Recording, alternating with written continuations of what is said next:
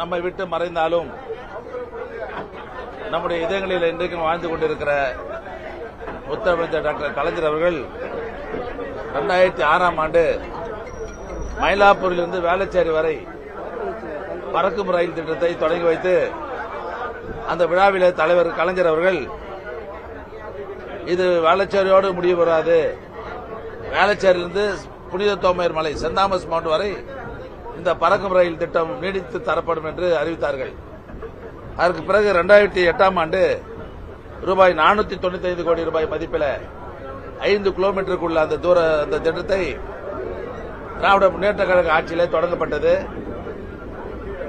திராவிட முன்னேற்ற கழக ஆட்சி இருக்கிற போதே 2008 தொடங்கி 2011ஆம் ஆண்டுக்குள் 4.4 கிலோமீட்டர் தொலைவுக்கு 167 தூண்கள் அமைக்கப்பட்டு 4.4 கிலோமீட்டருக்கு பணி நாங்க முடிச்சிட்டோம் 2011.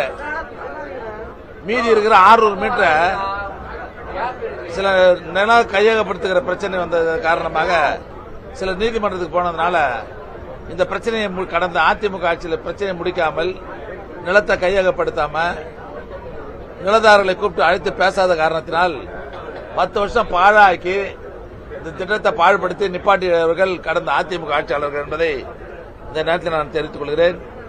மீண்டும் இப்ப 2011 இதுக்கு நிறைய போராட்டம் பண்ணோம், ஆர்ப்பாட்டம், நலச்சங்க நிர்வாகிகள் பொதுமக்களோடு சேர்ந்து திராவிட முன்னேற்ற கழகம் பல்வேறு போராட்டங்களை நடத்தி பார்த்தோம்.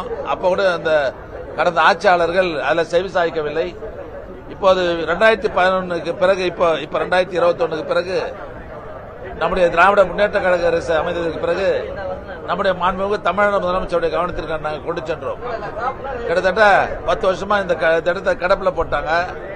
நீங்க அதை முடித்து மக்கள் பயன்பாட்டு கொண்டு வரணும்னு சொல்லி முதலமைச்சர் வைத்த கோரிக்கையை ஏற்று நிலத்தை யாரெல்லாம் கோர்ட்டுக்கு போனாங்களோ அவங்களை அரசு மூலமாக அழைத்து பேச்சுவார்த்தை நடத்தி அவருக்கு உரிய நிவாரண பணத்தெல்லாம் கொடுத்ததுக்கு அப்புறம் சரி பண்ணி நீதிமன்றத்தில் இருக்கிற தீர்ப்பு அதை வழக்கையும் சரி பண்ணி இப்ப வேலையை நாங்கள் ஆரம்பிச்சோம். இப்ப ஆரம்பிச்சதுக்கு அப்புறம் இந்த 600 மீட்டர் உள்ள தூணெல்லாம் அமைச்சு இன்னைக்கு இந்த ரயில நம்ம ஏற்கனவே பெரிய சந்தோஷமா இருக்குது. தொகுதி மக்களுடைய நீண்ட நாள் கோரிக்கை. இதை நம்முடைய மாண்புமிகு தமிழ்நாடு முதலமைச்சர் இப்ப கூட வந்திருக்காது. இது இன்னொரு 6 மாசத்துக்கு முன்னே இந்த திட்டம் தொடங்கி இருப்பாங்க. ஒரு பெரிய பீம் ஒன்று கீழே விழுந்து போச்சு.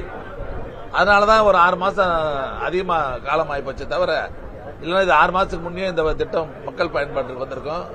ஆக முழுக்க இதுக்கு காரணம் இவ்வளவு சீக்கிரமா மக்கள் பயன்பாட்டு வந்ததுக்கு காரணமே நம்முடைய தமிழ்நாடு முதலமைச்சர் அவர்கள் தான் என்பதை நான் பெருமையோடு தெரிவித்துக் கொள்ள கடமைப்பட்டுகிறேன்.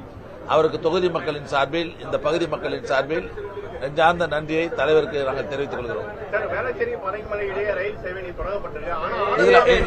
இதுல என்ன விசேஷம்னா, இந்த புனித தோமையர் மலை சென்ட் தாமஸ் மவுண்ட்ல 3 மும்முனை திட்டம், 3 ரயில் இருக்குது. இது வேற எங்கேயுமே கிடையாது. தென்னக ரயில், பறக்கும் ரயில், மெட்ரோ ரயில், இந்த 3 ஜங்ஷன் இங்க வந்துருக்குது. இங்க இருந்துட்டு எங்க வேணா சென்னைக்கு போய் வரலாம். அது மிகப்பெரிய பேரு நம்ம ஆனந்தூருக்கு.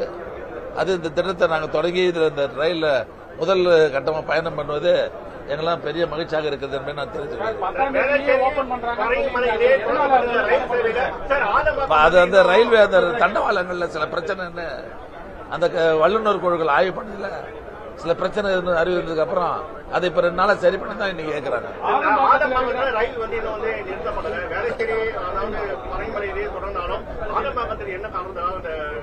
இப்ப இன்னைக்கு ஆரம்பிச்சுட்டாங்க. நான் உள்ள வந்து பார்த்தேன், எவ்வளவு குப்பை பாத்தீங்களா இல்லையா? வெறுக்க கூட இல்ல. இதை சுத்தம் பண்றதுக்கே 1 மாசம் ஆகும் போல. இது இப்ப என்னென்ன குறைகள் இருக்குதுன்னு சொல்லி அறிஞ்சதுக்கு அப்புறம் ரயில்வே துறை உயர் அதிகாரி சந்தித்து அந்த குறைகள்லாம் போக்கிடுவாரு. நாங்க மனு கொடுக்க போறோம். அதை நாங்க நிச்சயமா ஒரு 10 நாட்களுக்குள்ள சரி பண்ணிடுவோம். ஆமா, தேர்தல் வரது இது ரொம்ப நாளைக்கு முன்னே தொடங்க வேண்டியது. இந்த தேர்தல் இப்ப எவ்வளவு பெரிய திட்டம் இது. மத்திய அரசு பங்கு இருக்குது, நம்ம தமிழ்நாடு அரசு பங்கு இருக்குது. யாருக்குமா இப்ப எங்களுக்கு கூட அழைப்பே கிடையாது. நாங்களே இது மக்களுடைய நீண்ட நாள் கோரிக்கை. இது நம்முடைய முயற்சி, நம்முடைய பங்கு அதிகமா இருந்தனால்தான் நாங்களே கூப்பிடலனா கூட ஒரு பயணம் பண்றோம். அதான் இப்ப தேர்தல் நாளைக்கு அறிவிக்க போறாங்க. அவசர காலத்துல இப்ப திறந்து விட்டலான்னு தொடங்கி வச்சுட்டாங்க. அது வேற ஒன்று. இதுக்கப்புறம் வாய்ப்பு இல்லையா? இதுக்கப்புறம் கேட்டு போவீங்க. மறக்க ரயில் இதோட அவள் தான். அது அது எதிர்கால மக்களுடைய கோரிக்கையெல்லாம் வந்ததுக்கு அப்புறம் அது ஆய்வு செய்யப்படும்.